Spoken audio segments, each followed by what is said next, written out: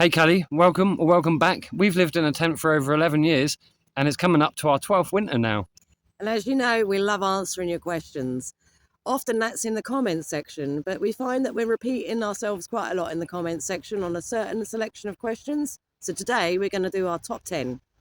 Let's have a look, shall we?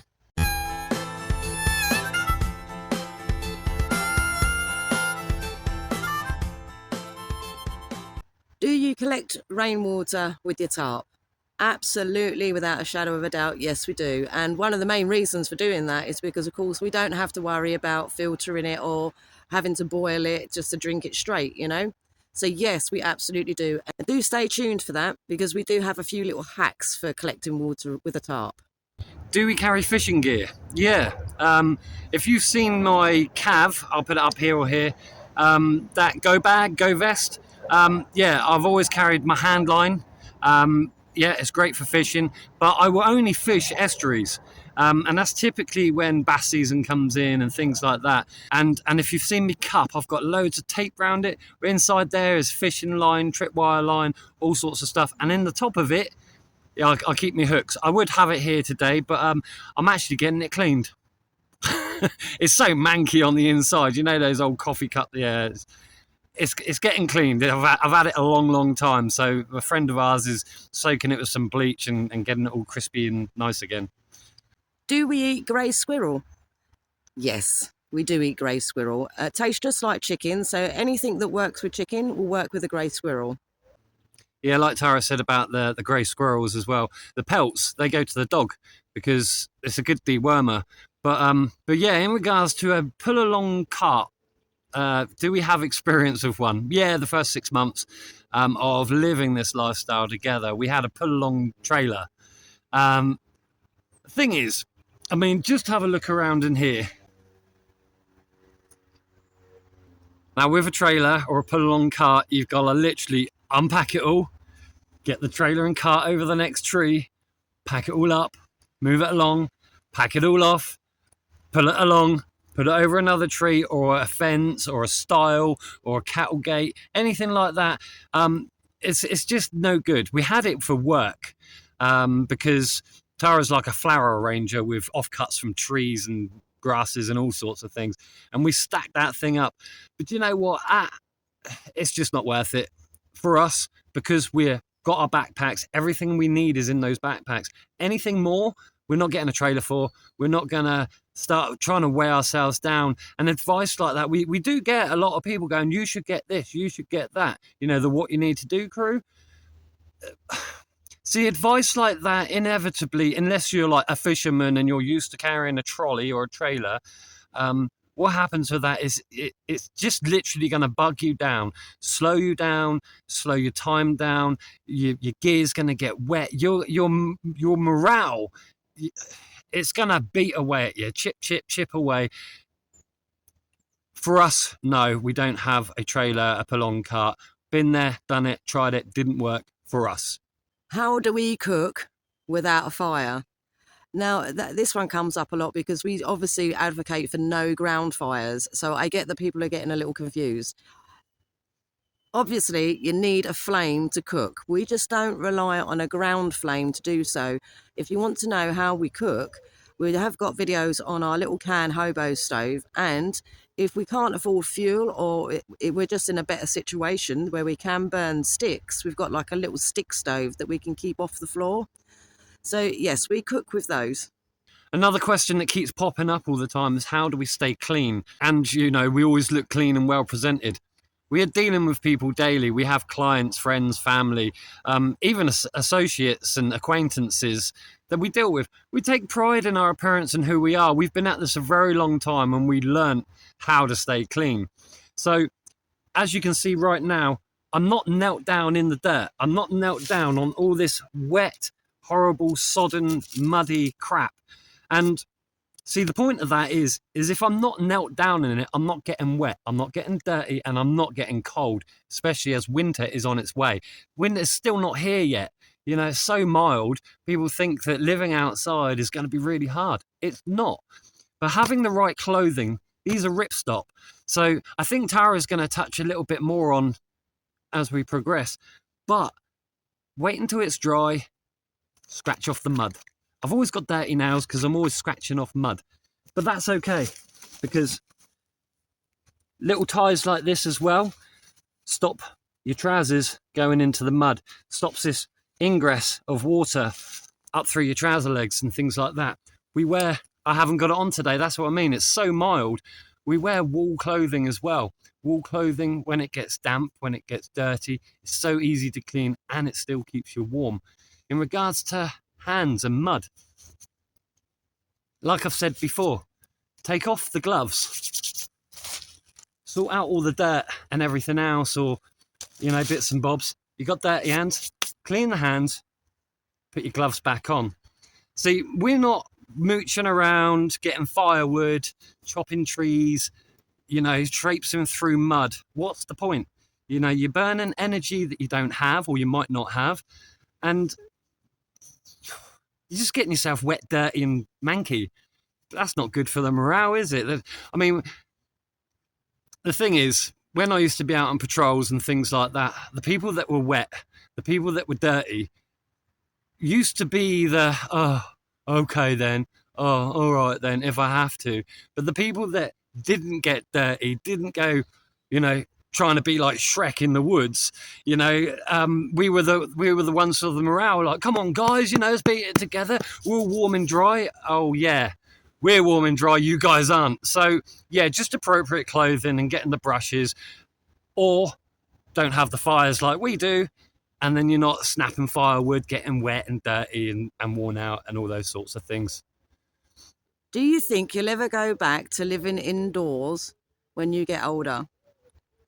I can honestly say no. I really don't think that's ever going to happen. They'd have to drag us kicking and screaming because we've lived this way for so long now. Just spending half an hour doing some odd jobbing inside a house is quite claustrophobic for us. So I don't think that that's ever going to be an option. We have considered in our retirement possibly purchasing some land and settling down and doing a homestead. But again, we're way too young for all of that right now. As far as we're concerned, while we're fit and able, we love our nomadic life. We love moving around and experiencing life. So, yeah, no, it's not an option for us. Why don't we build a cabin in the woods? Well, you'll see this tree trunk here. The other side of that is private land and registered. This part of the land here is still private land, but it's not registered. Therefore, when a civil matter arises and the landowner's going, but that's my land, is it registered? It's not registered, so it's your problem against mine. I'm not going to build a cabin or a shelter or anything in someone else's woods. National parks, yeah, I would do like a little Ramir's bushcraft shelter to have a bit of fun. Kids go there, they use it. But us, we're warmer in a tent. It's more low profile. It's got no holes in it. There's no rain seepage. There's no wind blowing in. There's no leaves blowing off. And it's not needed. We're not carrying a cabin. We're nomads. We move around quite a lot. I mean, in one of our last videos, you would have seen that we've gone to our Christmas spot to get bugged down and all that lot. Well, that's kind of working out, kind of not working out. So we might move. Being nomadic, we move around. I'm not going to have a cabin in every bloody woods across the UK. One of those things. Sorry, I'm going to have to read this one. Do we miss sleeping on something comfy and things like a bath? Does the mud not piss you off? Well, no, not really. I find the floor quite comfy. If I get on a mattress or anything spongy, I'm not happy. I'm really uncomfortable. I'm tossing and turning all night. I mean, if you've heard about the experience of the caravan Hymer that Mod and I stayed in once, you'll know that it's not a good idea for us. Poor Mod got seasick. So it just made me fidgeting. So no, the ground is absolutely fine. Very comfy for me. I like the unevenness. I like being able to wriggle my way into it. And as in regards to mud, as Mod's already explained, we just do our best to try and stay as clean as possible, in that if you wear the right clothing that you can rub stuff off, that works, so just get some hardy clothing, and if you bash it, wait until the mud's dried, bash it and give it a good rub. Most of it come off anyway. Do I miss a bath?